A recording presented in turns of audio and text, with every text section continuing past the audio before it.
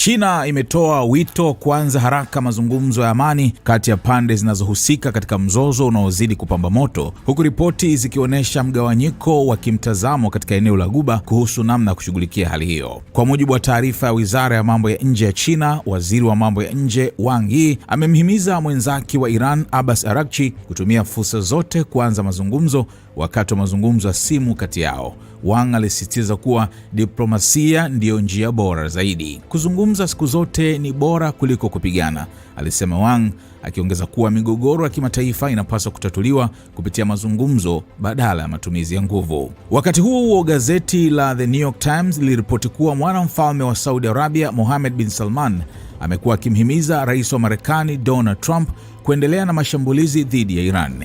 Kwa mujibu wa vyanzo vilivyonukuliwa, kiongozi huyu anaiona Iran kama tishio la muda mrefu na amehimiza Washington kuendeleza shinikizo hadi uongozi wa Tehran udhoofishwe. Ingawa hadharani Saudi Arabia imekuwa ikieleza kuunga mkono suluhisho la kidiplomasia, ripoti hiyo inadai kuwa kwa faragha baadhi ya maafisa wameunga mkono mashambulizi makali ya Marekani dhidi ya miundombinu ya nishati ya Iran na hata kuzungumzia uwezekano wa kupeleka majeshi ya ardhini kulinda maeneo muhimu. Ripoti hiyo pia ilisema baadhi ya mataifa ya Ghuba ikiwemo Saudi Arabia na Umoja wa Falme za Kiarabu UAE yanafikiria kujiunga na mashambulizi ya Marekani na Israel ili kudhoofisha zaidi uwezo wa kijeshi wa Iran.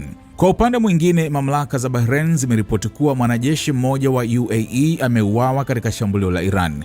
Wizara ya Ulinzi ya Bahrain imesema mwanajeshi huyu aliuawa akiwa anashirikiana na majeshi ya Bahrain kujibu mashambulizi hayo, huku wanajeshi kadhaa wa Bahrain na UAE wakijeruhiwa. Hakuna maelezo zaidi yaliyotolewa kuhusu tukio hilo.